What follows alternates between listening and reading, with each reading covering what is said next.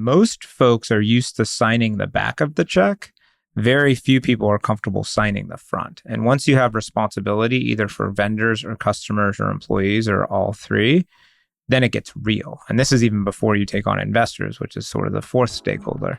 So it's a hard set of responsibilities that owners take on that I think a lot of people underweight or underestimate how hard they really are.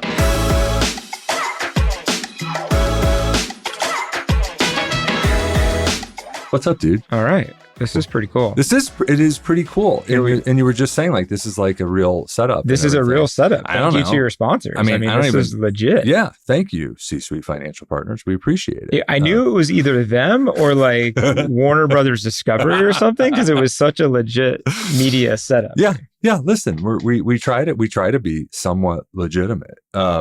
Welcome to the Diners and Deals podcast. I know. I wish we were at a diner. This is my fault. Too. No, it's my fault. It's my fault actually, because when I had conceived of this, one of my favorite TV shows is Comedians in Cars Getting Coffee, Jerry Seinfeld, and I love that it is like friends sitting down and talking, kind of like inside baseball, right? And talking at a diner. And I do so many meetings and meet my friends at mostly S&G. Everyone knows if you're going to meet me in Chicago, it's at S&G at 3000 North Lincoln Avenue. And we tried recording some there and we just couldn't get the sound right. Yeah. And so it's like, but there are donuts back there from Do Right, which I still think are the best donuts. And I challenge anyone listening to this, if you have, better donuts out there in the country, please comment. Please let us know. But I stand by Do Right as the top donuts. Do Right's lettuce, right? Isn't RJ Millman behind? I don't know. Because if so, they do everything. You would know. You would know. And I thought that they would. I wouldn't know. But no, perhaps. Yeah, but we met. Man, we were just saying we got. Mm-hmm. It's been longer than we think. Mm-hmm. You were just saying 6 or 7 years, and then you're like, oh my gosh, COVID. Yeah. Right, which just skews the timeline. Mm-hmm. It's like we're living in the multiverse, right? A bit, but it has just been wonderful. You've been you're just so generous with your time. You're always so positive. You've got great energy. I'm an admirer of you. Uh-huh. So that's my mom, my wife, and now you. Okay, so I got 3. Maybe one of the kids. Don't know. He's too young to understand. Thanks for being here and thanks for doing this and thanks for sharing. You share so much on LinkedIn, and which I also am mesmerized by. That I wish I could be so vulnerable and open on that type of platform. But I just really appreciate you being here. Well, the fact that you invited me, and I looking at your roster of folks that are also doing this, I was like, I can't compete with these guys. It's my own little imposter syndrome already. Uh-huh. It's already starting. It's starting. Should we get the couch, the therapy couch out? I can do that. We'll do that next time. Okay. We'll do that next time. Maybe the next episode could be sponsored by like Headspace or Calm or something. Sure. We'll call them. If you're listening, Headspace or Calm, we are open to that. What I want to start with is what you're doing now, and then we're going to back up, and then we're going to progress and talk about now again. So Edge Acquisitions, tell us about what you're doing now. Yeah. So essentially I'm a co-pilot. I like to help entrepreneurs, searchers, or other executives who want to buy businesses or own businesses for the first time, get the deal closed. So I've had 15 years as an entrepreneur in the number one seat. It's hard. It's challenging being in the number one. So now I'm bringing those skills and learnings to folks who want to be in the number one seat themselves. So essentially what I do is I find companies that I like for whatever reason, whether I like the space or the industry or the market they're in or the geography or some amalgamation of all that. Get the sellers to want to sell to me, get the sellers to tell me what's truly important to them. I'll find that for them. And then I find operators who will run the business. Sort of like a business matchmaker. I guess in industry parlance, it's truly an independent sponsor. I had never really thought about that because these deals that I deal with are very small, sort of in the kind of like the sub $10 million of total enterprise value. Huge value to be created at that end of the market. And that's where I sort of feel like is because a lot of the work that needs to get done with these companies is hairy or dirty. It's less around technical in terms of the specific trade that they're in. And it's also not even as black and white as just digitizing the business. There's usually some other stuff involved. And I'm really kind of good at that muck just because I've been a small business owner for so long. And I sort of know what documents you need to worry about, what Department of Revenue requirements you need to adhere to, and what are the things that need to get cleaned up. So that's maybe that's my particular area of genius, is dealing in that mucky, hairy space. But we'll see if I'm able I think you're a genius in a number of areas, but I think the willingness to do that and to really find the operators who want to partner with you and get their hands go down all the way in the muck, and the founders, whether they're staying on or not, that are really up for the scaling journey, for the coaching, for the growth. It's one thing for them to say it as you are starting to get to know them, as it becomes real. Well, I'm 6 months in, so we'll see. We'll see. But you've been doing a lot in those 6 months. But let's. There's something that you said before we back up and talk about how you got here, which is something about that number one seat. It's a tough seat. It can be a lonely seat. You want to talk a little bit more about your feelings about what it takes to be in that seat? Yeah, I mean, I'm heavy as the head that wears the crown, or the island is lonely, or insert cliche here as it relates to being an operator / entrepreneur, or an owner. A couple of stories I like to tell is whenever I'm talking to a founder or an entrepreneur and they seem to be excited about the advice I'm giving them, I always remind them I'm just one guy with an opinion, and they can have Bill Gates or Elon Musk or Mark Zuckerberg or whomever the titan of their industry is on their board, but they've never started a blank before, whatever their business is. They've just never done it. So I bring all this up to say that at the end of the day, the founder or the owner or the entrepreneur needs to be true to themselves and true to what they think the right answer is, ultimately, because they have to sleep with that decision. Absolutely. But with that comes a lot of pressure. And the best way to summarize it is most folks are used to signing the back of the check. Very few people are comfortable signing the front. And once you have responsibility, either for vendors or customers or employees or all three, then it gets real. And this is even before you take on investors, which is sort of the fourth stakeholder. So it's a hard set of responsibilities that owners take on that I think a lot of people underweight or underestimate how hard they really are. In 2005, when I was graduating business school and people were doing things that were, quote, entrepreneurial, those were like the losers. Those were the people at Michigan Business School who couldn't get an interview with Kraft or Goldman Sachs or McKinsey. And even when I left Kraft in 2009 to start my first business, which was a smoothie shop that turned into a chain of restaurants, like people were like, what are you doing? And that was 2009. It wasn't only until 2012, 2013, when people started hearing about this Mark Zuckerberg guy, when people started hearing about this Elon Musk guy, when Jeff Bezos started to become sort of a persona in and of himself, that entrepreneurship sort of became cool and revered. So now, unfortunately, people think it's easy. Or they think that because in many industries, the barriers to entry are so low, they think that anyone can do it. And that's just, unfortunately, it's not true. So part of what I try to do, either with founders, entrepreneurs, or even just my own content on LinkedIn, is just tell people that expose the truth to an extent, and then let people make the decisions for themselves.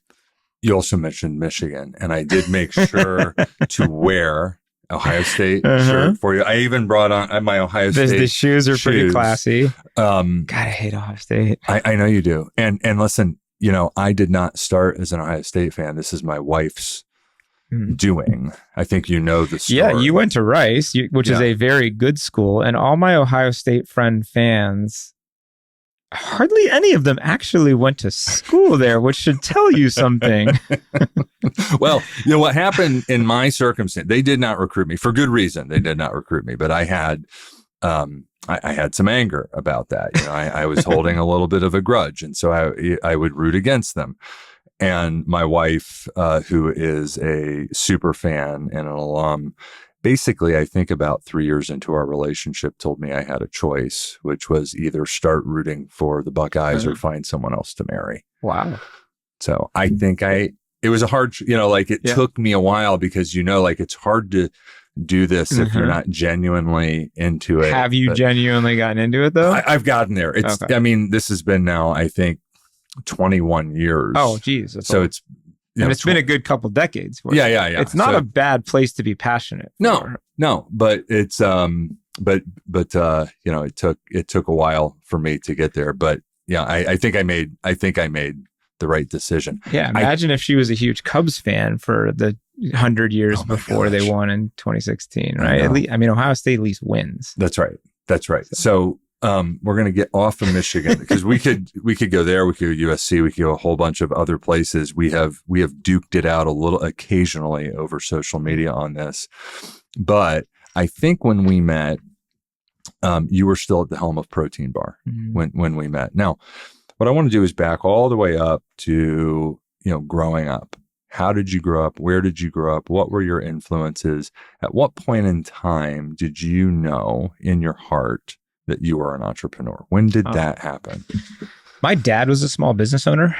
He was one of those that worked 7 days. He had dry cleaners and he owned some, property. I grew up in a small town outside of Los Angeles. And the two sort of seminal things in my life that sort of shaped who I am now were my dad died when I was 11. He dropped dead of a heart attack, middle of the night. And I grew up heavy. I was the fat kid. So, and it didn't help that my name was Matt, which rhymes with fat. So you get all the cruel jokes from kids who can be quite creative. Sorry. So those were the two sort of seminal things that happened to me. As you and I have talked about trauma, that's where it started. I was an 11-year-old who had trauma.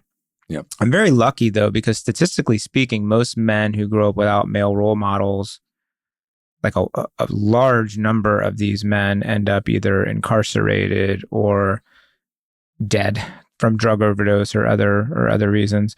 So I got pretty fortunate that I didn't go down that negative path. You and I are both very lucky and fortunate. You and I both had early childhood trauma, and we are so blessed.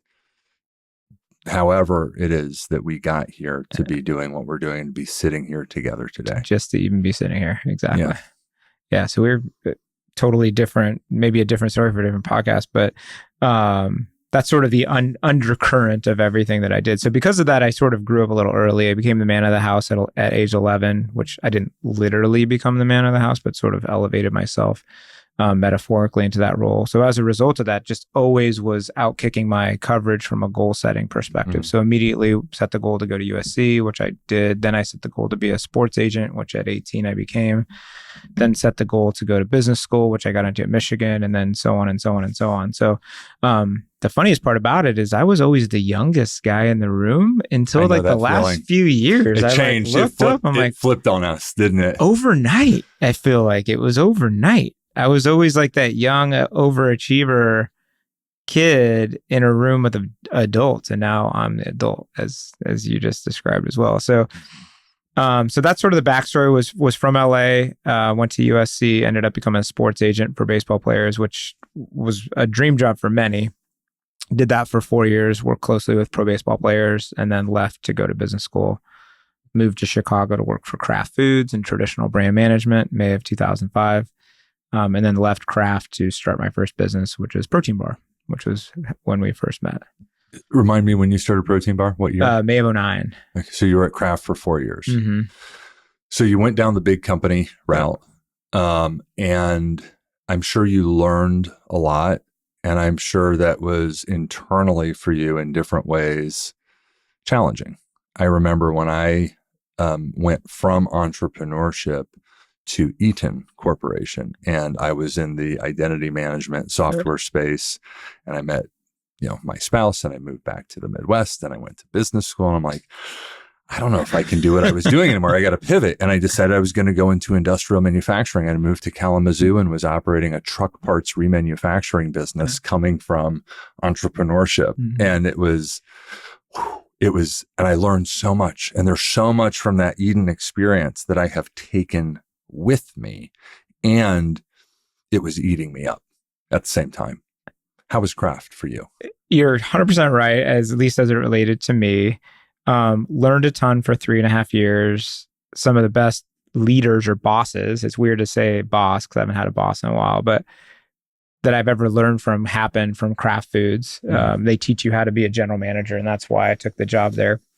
And then when I left and started Protein Bar, most folks thought they're like, oh, did you learn all this in business school? I'm like, no, I No. actually learned it at Kraft Foods, being a professional, sort of where I learned how to be an entrepreneur, business owner, general manager. So I think fondly back to those 3.5 years at Kraft, because I did learn a ton. I was just young. I was 25 through 29, and then started my first business as a 30-year-old. And oftentimes I think, well, especially now that I'm 45, the pros and the cons of starting a business that young. The pro is that you have naivete, right? Yes. The con is that you have naivete, right? But I miss that naivete that a young person had to go face first, head first, with reckless abandon into starting a business. And now that I'm a little older, I sort of miss that I had that. I understand. Because now you need to be more thoughtful. Now, the flip side to that is I sort of wished that I had my wisdom and maturity and leadership that I've learned now over the last 15 years that I could have applied when I was a young entrepreneur, especially because Protein Bar grew so fast. Yes. So that's kind of the pro and the con of having it happen early versus late. But I guess that's sort of why we're all on these journeys, right? And why the journeys have many chapters and many pages that you go from one to the next. And I remember when I got fired from Protein Bar by the private equity firm, like I was sad. And I was sad because I wasn't Mark Zuckerberg, or I wasn't Elon Musk, or I wasn't Jeff Bezos, these founders who had started their business, but then continued to lead it through a transcendental period for those businesses. Yeah. And then I just realized I'm not those guys. But it was hard to compare myself to those folks. Of course. Or any leader who starts a business and then takes it through to, many hundreds of millions of size or revenue or employees or whatever it is you happen to use as your benchmark. But here I am. And I learned a ton from it. Yes, here you are. Yeah. And do you compare yourself anymore? Or are you in a different place now? I do. It sucks. Comparison's the thief of joy, everyone says. I don't even know who's most quoted for that, whether it's Kermit the Frog or Notorious B.I.G. or Rudyard Kipling. Someone the other day said it was Theodore Roosevelt that came up with that line. Comparison's the thief of joy. I do. Someone will look it up for someone us. Will, yeah. Someone's Googling it now. But I do. And it's unfortunate. Do you know how great you are? We talked about this when you first came in here, right? You don't. It's okay. Yeah. And we know where it stems from, right? And that all I have ever wanted for you is for that heart to be open, right? For you to love yourself and to take the love. Are you able to do that more now? I'm getting there. It's taken, years of therapy. Where this sort of all bubbles from recently is, I've had 3 businesses that I've started. One was a restaurant, or a smoothie shop turned into a restaurant chain. I sold to private equity. I had a beverage, sold to Dr Pepper, and a video shopping startup that I exited to QVC, which on the surface looked like tremendous successes because they were things I started from nothing and exited to the marquee acquirer in each of those 3. And anyone looking from the outside, repeat that again. Just say it again. What you did. You started a smoothie bar that became Protein Bar that was sold to private equity. Correct. Yeah. You started a coffee brand that you sold to Dr Pepper. Correct. You started an online shopping platform that you sold to QVC. From the outside, right? The perception, right, is this guy has it all. This guy is amazing, right? All of these things. But how sometimes we feel about ourselves, people would have no idea how we feel about ourselves and how we perceive ourselves. But these are things you started and sold. And so you were saying, just on the surface, it looks tremendous. And I've had a hard time of connecting them to either wins or success versus in my own mind thinking them as losses. For me, Protein Bar, I sold at the peak, yay me, but I rolled a bunch of equity and then the business sort of went a little bit sideways. It's just now getting its mojo back. Thank God. I'm in the great leadership team there now. But it didn't achieve what I thought that it could or would. Dr. Pepper, I sold Limitless to Keurig Dr. Pepper right before COVID. Imagined, when I sold the business to them, it was nationwide at CVS and Walmart. and COVID hit, right? So no one's could predict that, and now the business isn't sold in those places. And then with QVC, I had a video shopping startup, exited them, went to go build video shopping startups for them, and they're tremendously successful. But QVC as a whole just is in a very not good place as cord cutting persists. So yeah, again, for me, I just think of them as not successes. And perhaps this is because, and forgive me if we're taking this turn. We can go wherever. I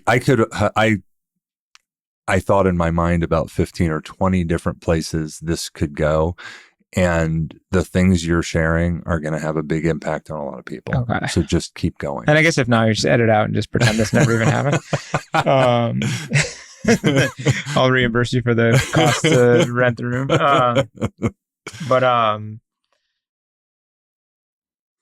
Perhaps the reason why I view them as failures is, and this is what sucks about America, specifically in the West, is the fiscal scorecard. So the monetary return compared to other people who started those things. And granted, don't get me wrong, I'm very lucky.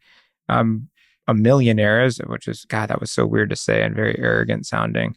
But sort of when I compare myself to other folks in my peer set that had other exits. Now, the bad news is I'm comparing myself to other people who had very large, substantial, once in a lifetime type exits and not remembering, and maybe this is why this is a good session, because I'm not remembering the 99.9% of people that actually ended up with nothing or ended up in bad situations. So, that's right. But that's the unfortunate part, perhaps, about this comparison syndrome is it tends to be, or at least for me and most folks that I talk to, purely based on money and what the financial return was for those outcomes. And don't get me wrong, mine were good, but they certainly weren't what I compare myself to, which is my own fault. It's my own problem. Yeah, let's definitely delete this part. No, I don't know if we're going to delete it. We'll see. It's because, listen, here's something I think that's very interesting as you continue to go down this next chapter. I'm going to back up and talk about some things within there before we get to Edge. But one of the things you said, I think, is really, really important. And it's part of what is making you successful and is going to continue your success and what you are going to achieve in the next 15 years, I think is going to be beautiful. I think you're actually going to enjoy it. I think you're going to be present in it. I think you're going to have a very different emotional reaction to your success. Part of because you're going to be helping so many people. You're not going to be concentrated on one thing, and you're going to be using all of the wisdom and all of the battle scars, right? And all of the emotional intelligence and business intelligence that you have accumulated over these decades to help other founders realize their vision and help other entrepreneurs and operators realize their vision. And they could not do that without you. And you could not be in a place to do that had you not been through what you've gone through.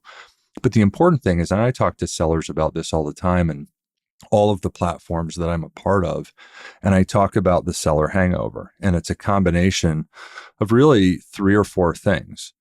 When you're selling your business, whatever has taken you to that point to do that, whatever you were thinking you were going to achieve with your partners on the other side of it, a few things happen. Number one, while you're transacting the business, you're distracted. So there's a little, I think of it as a J curve almost, right? Any other J curve. So you're a little distracted. So the business is going to be down a little bit. You complete the transaction. Guess what? You would like to go party a bit, and you deserve, right, to go party a bit. The third aspect of the seller hangover is that when you come back and you now have partners, you have sold majority control or whatever it is, you are now figuring out, because for the most part, maybe other than your partner or your spouse, you really haven't had a boss in so long. And you went into this wanting a partner or perhaps wanting a boss or whatever that is. And then you show up and you have almost forgotten how to be a leader. You are without your bearings. And the fourth thing that shows up is a massive dose of regret and sadness, because you have sold your baby.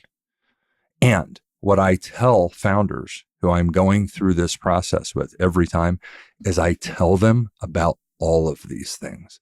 And I bet you do too. And it's one of these things that you have to go through the experience and go through the chasm because they're not believing you, or they can't feel it, or they can't sense it.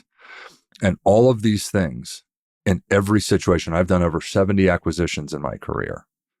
All of these things show up on the other side. So that feeling that you've experienced, this is visceral for you. This is real. You've sold your baby. You've sold 3 of your children, right? And so what I would tell you, just so that you don't feel so alone or so unique in this way, is that feeling is normal. And you can relate to the people and you can help prepare them for this and you can help pull them out. They're all going to go through this. The question is, how quickly can we get them to recover and reshape the mentality and remind them of why we formed this union to help them scale and realize their vision? I mean, you couldn't have nailed, for those that can't see this because we're on an audio podcast, I was taking the notes as Seth was talking, because I've talked to so many founders or sellers that have come into this place, and we've all sort of had an amalgamation of reasons. And you sort of encapsulated all 4 of those things in a very eloquent, templated sort of way. So just to review, I wrote these down. The seller hangover consists of 4 things, and I lived all 4 of these. First one is distracted while selling the biz. So perfect example with that with Protein Bar. I had a 9-month diligence process with L. Catterton, the most premier private equity firm and consumer in the world. And I didn't innovate for 9 months. And Protein Bar, for those that don't know, it's a healthy food, fast casual restaurant, sort of in the vein of a Sweetgreen. And for 9 months, I didn't innovate. And then the deal closes and I look up and Sweetgreen has expanded and Panera Bread has quinoa on their menu. And there was all these things that I was distracted because of the selling. So, and I talk about that a lot because that sort of put the business back. And then you feel 10 behind. years. And then you feel behind. And you might be behind. Yeah. And we very much were behind. Like I said, we're just now getting mojo. Number 2, the party a bit was what I just wrote down. That's exactly what happened. So I had money for the first time in my life. I had this girlfriend who was not a right fit for me and was taking my victory lap, and probably as a result of that made some decisions that were sort of poor for the business, which in hindsight, perhaps I would have done differently. And let's pause there. And it's really, and it's not to not go celebrate, but at that point in time, and I talk to founders about this all the time, it's like, what do we need most? We need performance and we need recovery because we know it's been down, and we need you present for everyone else, right? That has also felt the lack of your presence for so long. And for most of them, this is brand new news. You've been living with this news. You forget that this is new news. Life-changing news, transformative news. Everyone's going to be questioning why, and the whiffums, what's in it for me? What does it mean for me? All these things. And they need you fully present, emotionally present, leading them through the chasm. But so many founders right at that moment, and I get it, want to take the victory lap, and it shows up in the culture for quarters. Spot on. The funniest, it's so interesting with Protein Bar. So we had about 600 or so employees when the transaction happened. Again, Protein Bar, a chain of restaurants. At the time we had, 15 units open, maybe 16 units open. So think of Protein Bar as the size of like a Starbucks or a Chipotle or a Sweetgreen. So most of the employees were store level folks. But even at my corporate headquarters, which we had a team of maybe 15 or 20, their lives didn't. I mean, several folks got paid out on the deal because I gave equity to some folks. But like in general, the deal closes and they're like, okay, well now what? Like, what's in it for me? Or okay, what do we do now? What? But I got lost in that, lost, not the right word. I didn't. I wasn't present to the fact that was going to be the prevailing mentality. And that was also your first sale. Yeah. So you and I don't know, the private equity sponsor or partners or whatever, they may not have also prepared. It's their job to prepare you because they've done this. How many times have they bought a business? Hundreds. Right? Yeah. Hundreds of times. And what I also find quite often is that they are not showing up in the right way as well, especially with someone that's going through this for the first time.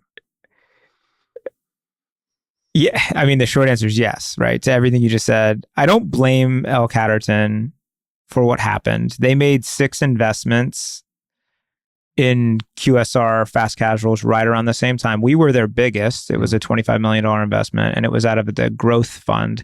Catterton's mostly known for being a massive buyout fund. You know, he took Birkenstock public and, you know, a number of others. But they started dabbling into this growth space, and we were their first investment out of their second fund. And I bring all this up to say that most of those 6 deals either went sideways or went south. And perhaps it was just they didn't prepare us. Perhaps they dabbled in a space that was unfamiliar for them, getting, you know, a little bit more downstream than what they're used to doing. The joke amongst all the founders of the other 5 concepts were that, I got fired first. But everyone eventually got Matros, as we all called it. Every single one of them. That's funny. I've got a friend who was on this podcast recently, and when we played pickleball, it's called Santiagoing. And it's when you hit the ball before it bounces on the second shot. Anyway, so now we know what being Matros is, and we know what being Santiago is. I enjoyed the Chris podcast you did with him, by the way. Great. But there are lessons here. Let's think about some of the lessons and keep going through that list, right? But there are also lessons for what founders, if they are going to be taking on private equity, should be asking, right? Should be asking of the fund, should be asking for, like, what is the preparedness plan? What is the 90-day plan? What is the communication plan? What is the cultural plan? By the way, is this your first time investing in the lower middle market, or is this like your first time investing in the lower middle market? How do you bring resources the way that you are now? You're going into the lower middle market, and the amount of human capital that must show up and the way it must show up in those deals versus taking something that's a mature company and taking it public. Very different skill sets that you need to show up when you are selecting your partner. Hopefully they're going to be founders that are listening to this that are going to be selecting you as their partner, right? But lots of lessons in this when you're looking at capital selectivity. Yeah, I mean, you said it best, because all capital is green. Everybody has capital, and all the groups, whether it's an individual, whether it's a family office, or whether it's a private equity firm, has the same amount of money, right? At least as it relates to your transaction. So that's never really the problem. The issue. It's really, well, what are you going to do after the fact? I think a good way to illustrate a difference that I just sort of discovered or learned on my own is that, because someone said to me recently, they're like, well, Matt, you sold the company on October 1st. Well, October 2nd, the job was still the same. Like, it's not like something changed overnight. And the best way I can illustrate it is founders or entrepreneurs have a vision, and professional investors have an underwriting plan. Correct. And the two things are the same. But a vision starts with looking at the end and working backwards to get there. An underwriting plan is sort of, I guess, what you would call kind of like bottoms up, or an underwriting plan doesn't really allow for much variability or margin for error, at least in the instance of Catterton's. I remember sitting with Catterton in Broomfield, Colorado, as we were sitting at a fucking Starbucks going through the underwriting plan that they had built for Protein Bar. And I remember thinking to myself, like, they're pricing this to perfection. Like, holy crap. But of course, I'm not going to say anything because of the valuation. You're not going to say anything. You're not going to push back. You're not going to know. And I don't know if you've been operating with debt before or not. Maybe not. Maybe a line of credit, something of that nature. Well, now you've got institutional debt. Right? You've got covenants, which you may not have operated under before. By the way, they have investors that they have to report to, and they are competing for scarce capital within their fund, right? Just because they've committed capital to you, well, you are part of a batch of, let's say, 6 companies that are all being funded, right? And they have to report to their LPs every quarter, and they are measured, and they have promised some type of cash on cash return. And those LPs, right, could be a pension fund, whatever, they are putting downward pressure right on them. And so you don't know this really until like your second or third institutional deal, right? On how to really work with them. Cause you just kind of look at that plan. You're like, I want to do the deal. Sure. I'm going to hit that. Of course I'm going to hit that plan. I always hit my goals. What's going to go wrong? Of course we're going to do that. But you really, unless you've really, and you're very good at, we become very good at this as deal guys at projecting ourselves into the seller, but the seller projecting themselves into the investor and really absorbing, right, fully, neurologically, the underwriting plan typically does not happen. It's funny. Just this week, I was in Canada where I'm under LOI to buy a B2B2C beauty business. And I actually told the seller I didn't want to do the deal because I thought he and his wife and his co-founder were the best people to own the business. Largely because, again, very small, low, not even middle market, low market. I don't know. Private equity doesn't have a word for what I do. It's because everyone always says lower middle market, but I'm like, you're lower. Lower. Yeah, Matt was on Matt Sachman from Coldboard Capital was on before you. Yeah. I think, listen, the group that plays here the most at scale is Shore Capital. Okay. Yeah. Justin. Yeah. They are the group that play, right? That scale plays here very well. And if you then think about like their in-house bench, they've got like 180 people on their in-house bench that they bring because they understand the quantum and type of human capital that you have to bring to these businesses to really build them. Coldboard also plays in that space institutionally. You are playing in that space. Let's just call it as an independent sponsor. Yeah. Right. It's the work that has to be done is very different than when you're buying a mature company. It most certainly is. Going back to that seller thing though, just to put a bow on it, you're totally right about the seller. Yeah. They're just, the seller and the buyer have to be simpatico, which is obvious. Right. But for those folks that are listening, they didn't see Seth sort of made a visceral motion to his core because you're ingesting each other almost. God, that sounded weird, but you're two become one, or the seller and the buyer really need to be in line, not just, oh yes, that's where we want to go, but here's how we want to get there. But then moreover, when it doesn't go well, correct, what's going to happen? And what are the choices we're going to have to make? Because before, if things didn't go well, the Christmas presents aren't going to be as lush. The vacation's not going to be as long, right? These are the implications, let's say, right? The implications with investors and debt, whether that's SBA and seller financing and you putting in some of your own capital or an LP or move up the stack all the way to institutional, the implications are much different. And I try to do my best to help sellers as best as we can to help them understand this, but they've never been through it before. And all I'm saying is I am watching you like literally process things as we're sitting here. It's really interesting because you know all of this. You don't realize how much you know. And the value of that knowledge and wisdom that you're bringing into this next chapter. The folks that partner with you are so lucky and blessed. And I hope you go back and listen to this and remind yourself of all these things you already know that you are bringing with you that you have forgotten. I appreciate that. I was going to ask you a question though. Okay. Is it best then? Because again, a lot of my insecurities around this has to do with the fact that I rolled 40% of what I'd owned. And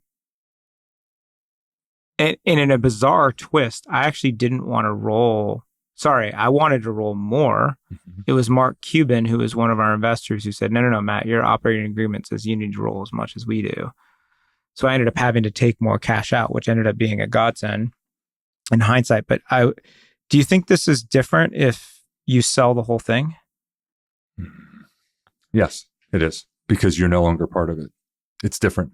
It's like a difference. These seller hangovers these things are different. When you sell the whole thing now, you might have regret afterward. You might have loss of identity afterward, right? You might go on this whole other existential journey if you have not become emotionally ready to sell your business. Part of that also depends on where the seller is in their life horizon. But I also caution people about buying businesses with retiring founders unless they know that business inside and out as if it is a part of their DNA. Like it is the seller. Yes. But yes, these things are different when you're selling your business outright and you are no longer going to be a part of it. Many of these things don't show up because you're not showing up day one after the transaction closes. You are gone. So there's a different type of preparedness for that emotionally as the seller, but for the buyer, there's an entirely different set of diligence and considerations and risk management that has to go into buying a business with a retiring founder. And I will remind all buyers, no matter the situation, you are always at a significant disadvantage because you have no way of knowing the truth. And it's so funny because most buyers, at least again, in the what'd you say that you and Matt call it? The low? The low market.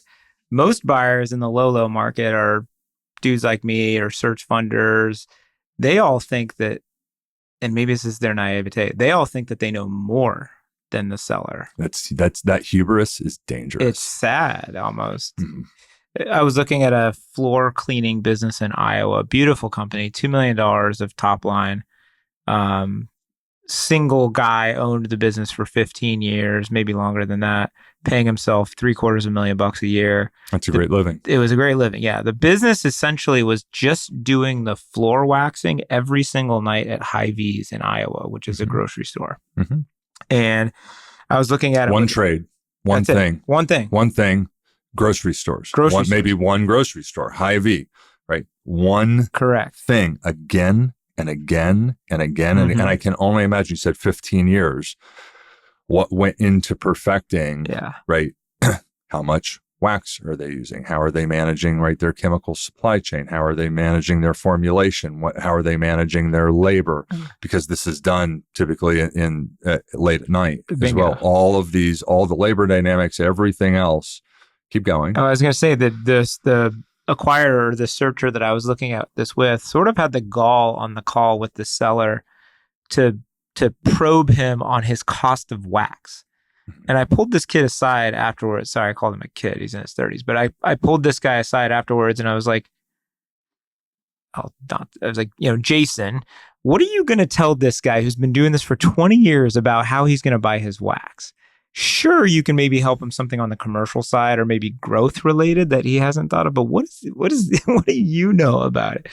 I'm not sure how we got on this topic. And is that even really the lever? And is that even the lever? Exactly. It's $2 million of revenue with $750,000 of net income. Yeah, and maybe it's 759 because you have a better wax guy, or your cousin has a candle factory somewhere. Like it's.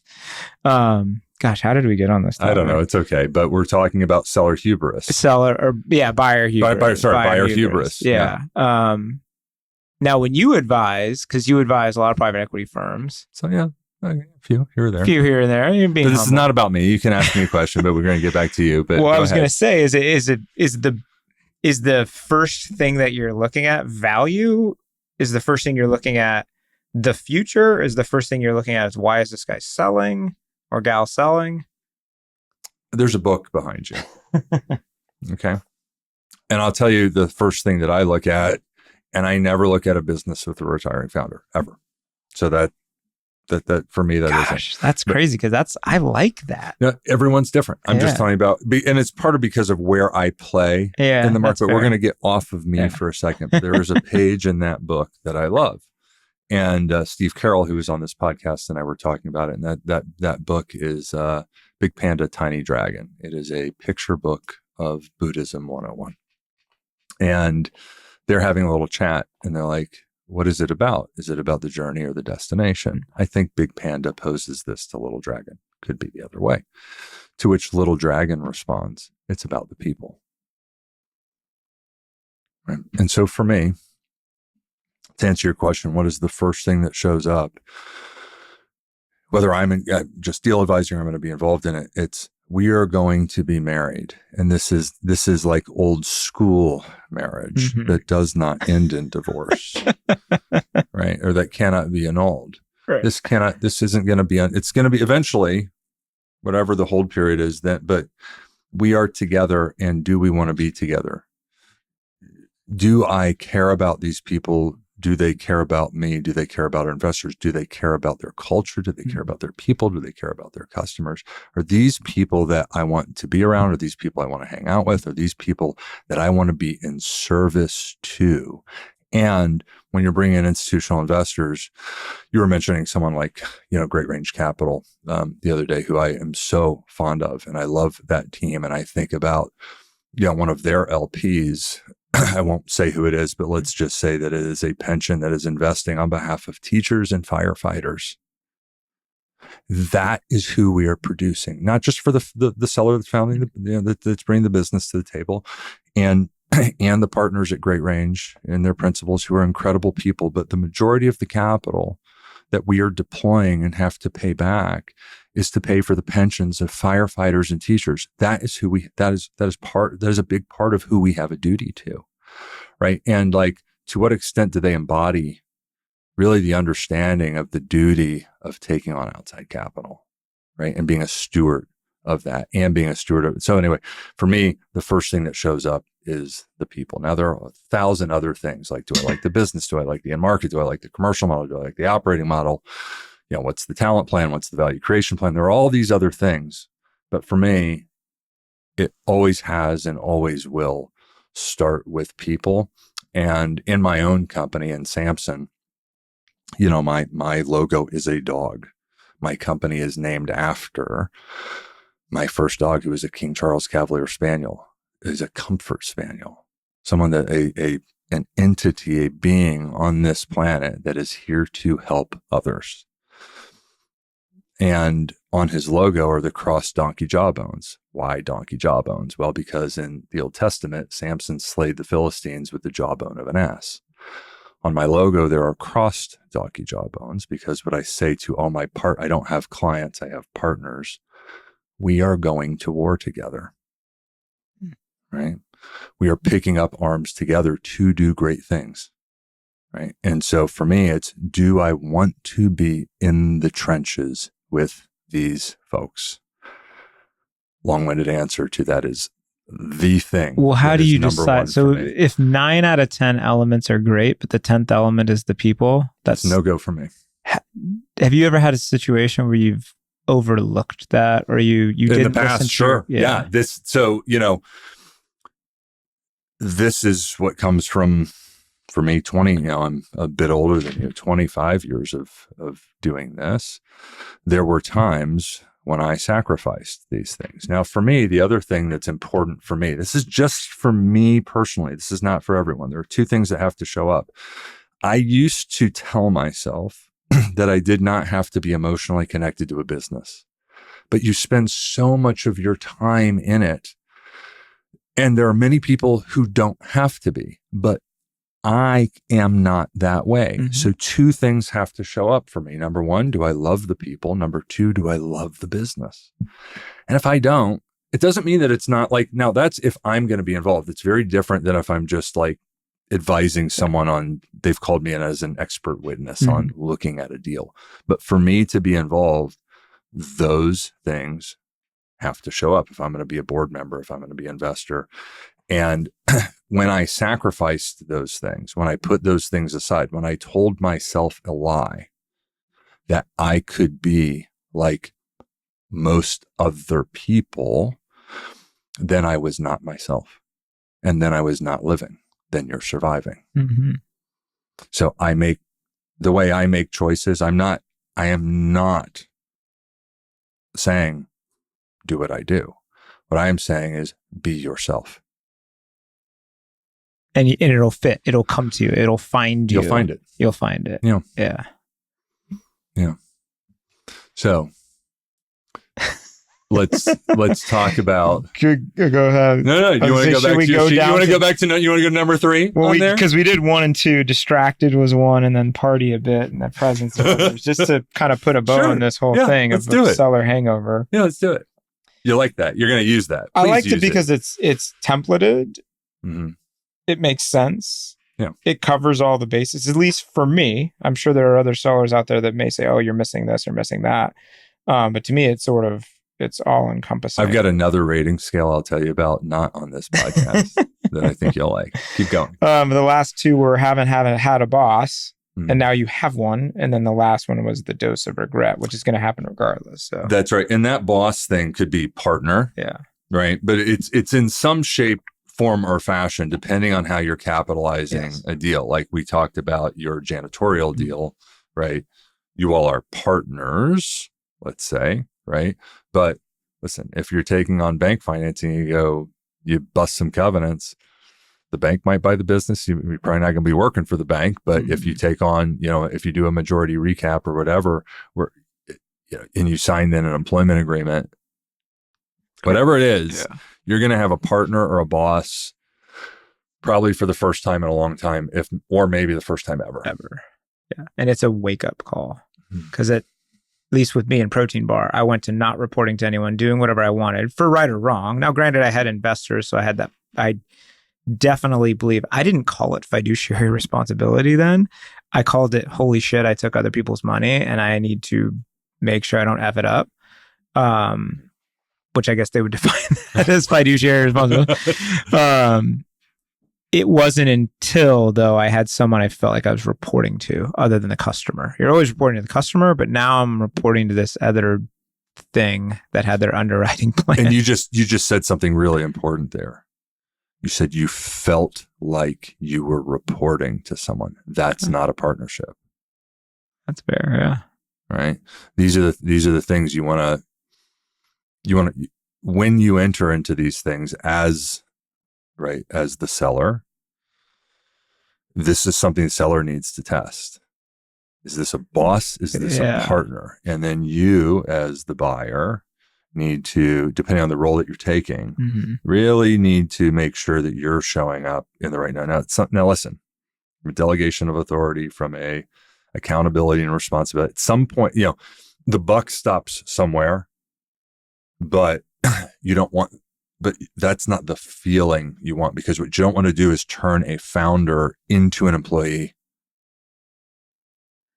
or that the feeling of an employee, that you have just fractured something in them that cannot be undone. And you think you can accomplish that in a majority buyout, Sure. even if they're rolling? Sure. It's a feeling. It's how you show up. Anyway, there's more to I'm thinking about this. But you don't know that as a buyer. You can sense it. You can sense it, but you can control how you show up. This is what's important. And perhaps, I talk a lot about Catterton, and perhaps a lot of it was just my own immaturity. I was 33 or 34 when I sold, and I wish that I was 44. We can't go back. We can only go forward. We can't go back. We can only go forward. Yeah. I'm going to remind you, right? I'm watching you process, and it's a beautiful thing. Everything you now get to bring to the table. And I hope that your future partners are listening, because there's such a depth to you of caring and creativity and experience. And you and I also carry all types of battle scars. And it's how we now are able to manifest all of that to help others achieve great things. I want you to remember who you are, if nothing else, from our interaction. What's interesting, you bring up the helping of the others thing, and maybe that's where it's always been different. Being an entrepreneur is selfish. It's selfish very on selfish a few vectors, right? The family vector. You know, I feel bad for friends who start businesses with kids and families. Like, thank God I didn't. It's selfish from a mind share perspective. If you're out to dinner with someone and you're not listening to what they're saying, you're thinking about payroll or whatever it is. Yeah. It's selfish from interests. So you lose friendships, you lose activities or things that you're into. So it's a very selfish thing. But when you use that word help just now, at least as it relates to us, that's a big shift. That's what you're doing. That's what and now I never had thought about it as now I'm in the service of helping others. Yes, you are. And if I were to go speak to your partners, I know they feel that way about you. I watch what you do on LinkedIn. You don't know the impact you're having. I know it. Others know it. You're having a massive impact, whether you know it or not. Mm-hmm. Yeah. It's pretty special. Thank you. I guess it's been neat that when people reach out, because I know it takes courage to reach out to someone that's a stranger, but people will reach out and send me notes. I'm sure they do. That resonated a lot, whether it's about sobriety or getting fired by private equity or getting money for the first time or mental health or whatever the challenges happens to be. Yeah. But I don't want to be the woe is me guy. So. You're not. No, you're not coming. You're not coming across as the woe. You are not at all. I think that as you embark, you've already invested in a number of businesses. You're doing this as you do this at scale. People that are going to listen to this, again, it's something that trauma survivors, just so that those listening, if you know a trauma survivor, if you are a trauma survivor, I am a trauma survivor, you are a trauma survivor, our conception of ourselves is much different than everyone else's conception of us. And so the way you are showing up here, the knowledge that you are imparting is gold. This is what your partners want from you. This is what your LPs want from you. It's all these lessons learned, and it's the wisdom of now how you apply them, right? There's maybe Oprah or Jeff Bezos have the time machine. Maybe they've got it. Yeah. All right. We don't have access to it. Right. And now you've got it. We have an opportunity, and I think we have a duty. It's why I'm doing this. I feel I have a duty to share and to bring on guests who want to share their experiences in a vulnerable way, in a natural way, as sitting here as friends. Like, we barely even know the stuff is here. We're just chit chatting, right? But you're going to have such a big impact, and for you, the beauty of it for you is now it's not just on one company, it's on many. And all of those customers and all of those employees and many of the people that work in the businesses that you're touching tend to be the sole owner, the sole breadwinners, right, for their families and the impact it's having on their families. And so you now have a chance. The work you're doing has this multiplying effect, right? That is fantastic, because now, as an investor and as an operating partner with what you're doing, you get to have an impact across multiple businesses, and so and bring all of this wisdom to bear. And if I were a seller in the lower market, I would want to partner with you. Thank you. It has been neat. Seeing Alejandro's the owner of a cleaning company that I backed earlier this year, and with my capital, we were able to go buy 2 other companies with a third one on the way, and it's been neat. I've been sort of proud of him as he's matured and as I've seen his growth as a leader and some of the positive changes he's made. He's certainly stretched from working in the business to working on the business in a way that's kind of neat. It's only been a few months. So if he didn't have you, he wouldn't be able to do this. Thanks right? For that and point. It's true. I do want to talk about one thing, and then we're going to end with whatever you want to end with. And God, I could be here all day. Well, you'll come back like Lionel Richie all night long. Hey, baby. We'll do it, but we'll maybe get another sponsor and have a couch and all that stuff. Let's talk about the roles that CFOs or controllers or office CFO, whatever it is, but financial, right? That financial acumen has had in your ability to build and scale businesses.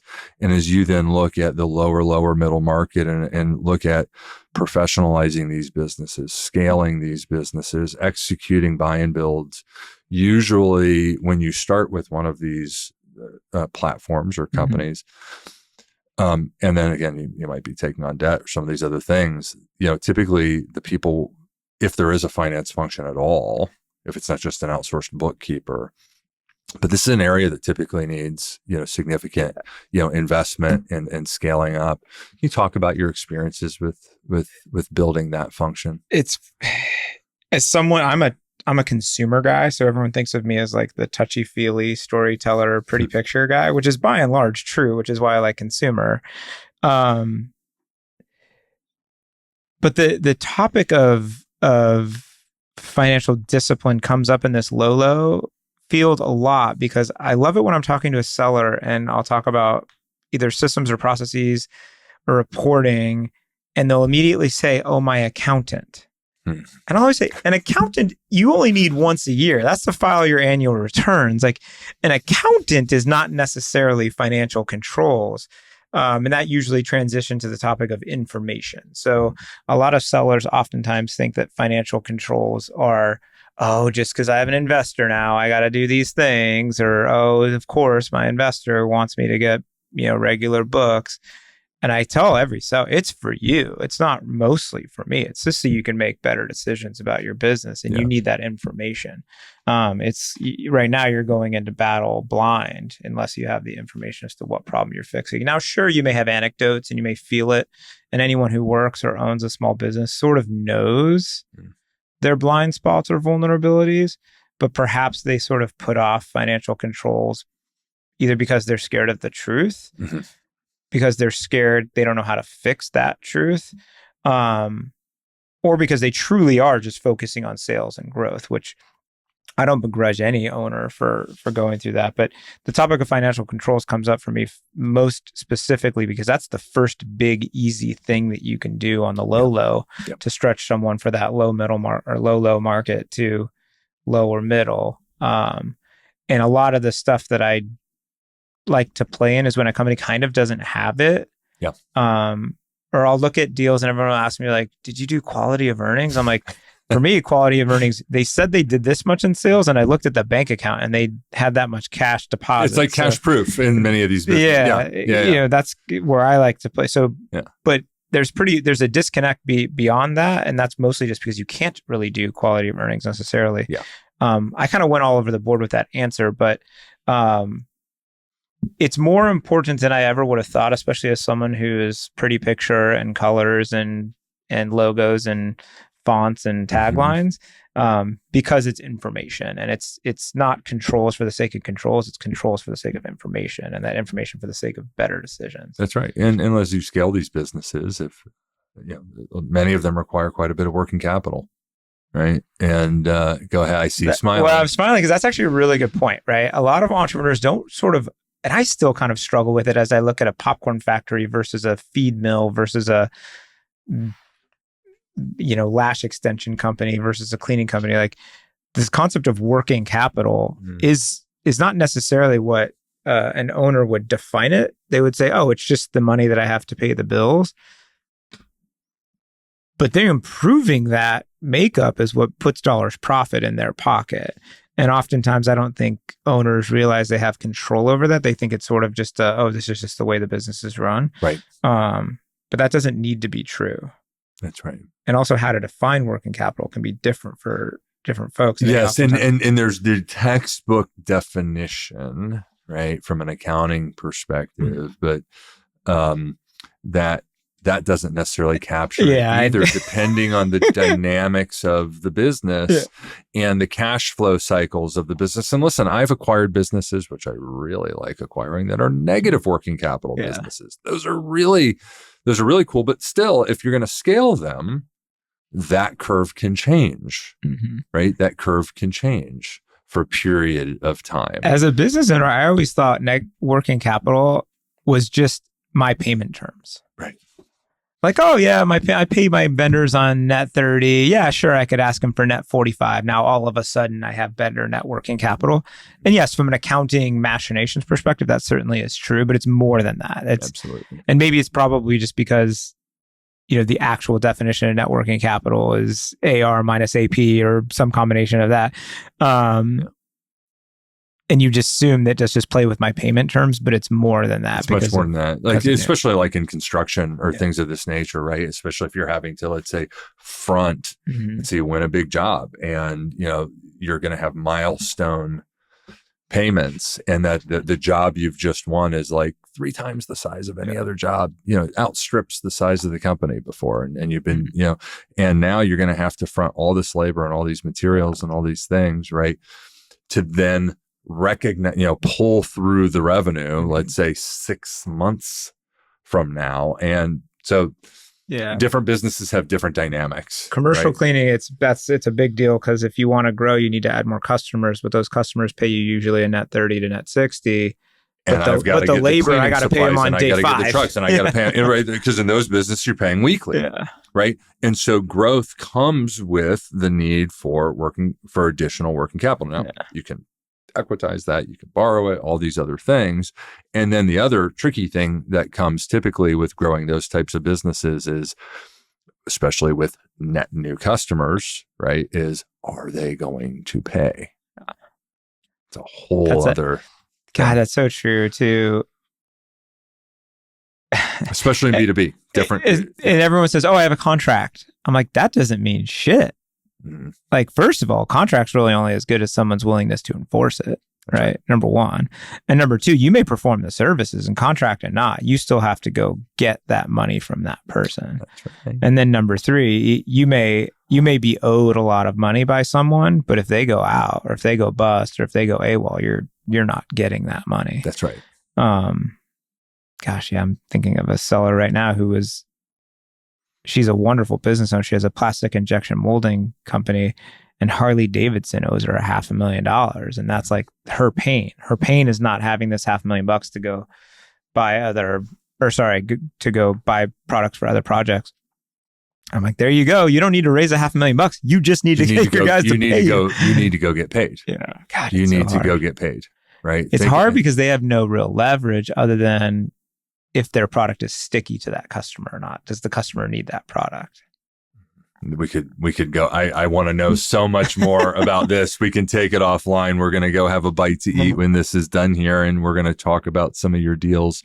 Listen, I think this is a great pausing point. There's so much more that we could talk about, and I hope you come back, and I hope we do this again and pick up the conversation maybe 6 months from now. Let's talk about some deals that have gone well and some deals that have gone sideways and some things you're looking at, and we can chit chat again. But before we end, is there anything that's just, we've sat, you've poured your heart out, we've talked about a lot of stuff.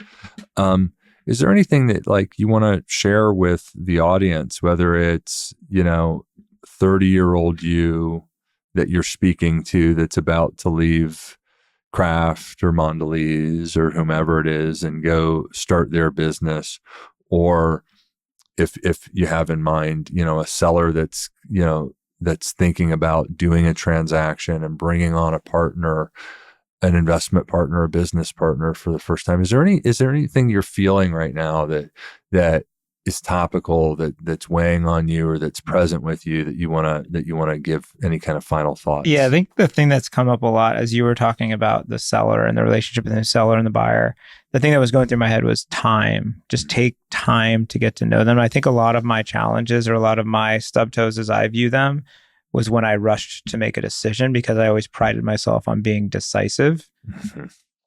You can still be decisive, but take time and be thoughtful to get to the bottom of that answer. And maybe that's an area of maturity that happens over time, is that you tend to understand that you need a little bit more time to make a purchase decision.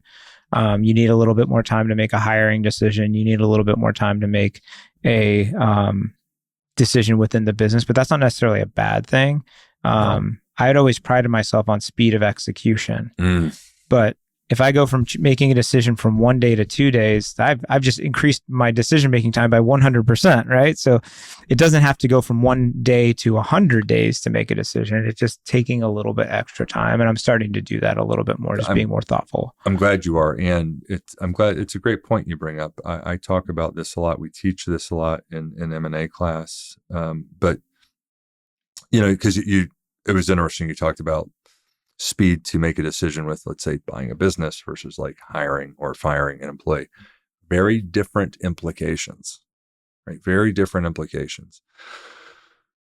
It is really important, especially, listen, it doesn't matter if the founder is staying with the business or the founder's not. If the founder's not staying with the business, then you not only need to spend time with the founder, you need to spend time with the people who are actually running the business. You need to go see, you need to be present. If they won't actually let you into the operation, especially with a retiring founder, walk away. Number one, right? Number two, one of the things we talk about is never luring someone into the boat. This is not fishing. This is not selling. As much as you have great salesmanship, and we all, right? There is this natural tendency to woo.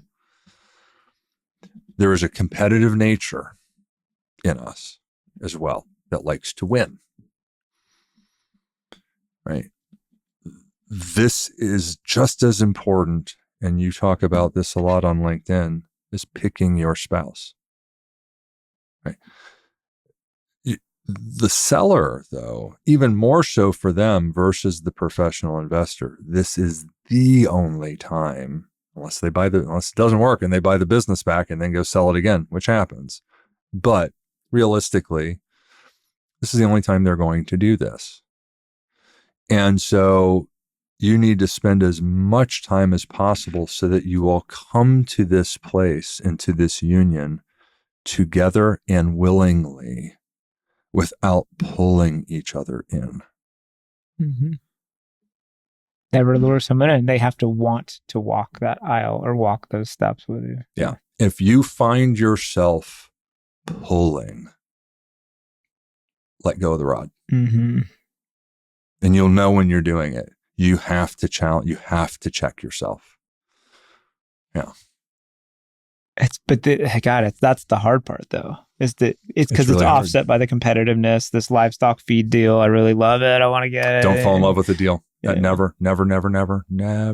And spend as much time as you have to. I was just with someone this week with one of the platforms that I have the pleasure of working with. And this is a conversation it's a relationship that's been going on for 10 years. And it's a conversation that's been going on for 2. And, it might go on for another 5 or 10 or 1 year or 6 months. Don't know. Doesn't matter. What matters is ultimately these people who are going to make life-altering decisions determine whether or not they want to be together and when and how it makes sense. That's what matters. And it's hard to reverse. You got to do it right. Super fucking hard. Yeah. You asked if we could cuss. Yeah. Yes, we can cuss super hard. All right, man. Listen, it's been too long since we've seen each other. I'm so glad that you've done this. Thank you so much for coming on the Diners and Deals podcast. Yeah, I'm glad we did this in person too. This definitely has to be. It's got this person. Yeah. This podcast. This is an in-person thing. Yeah. Let's maybe do it again. For sure. All right? I appreciate you. All right, man. brother. Thank See you. you.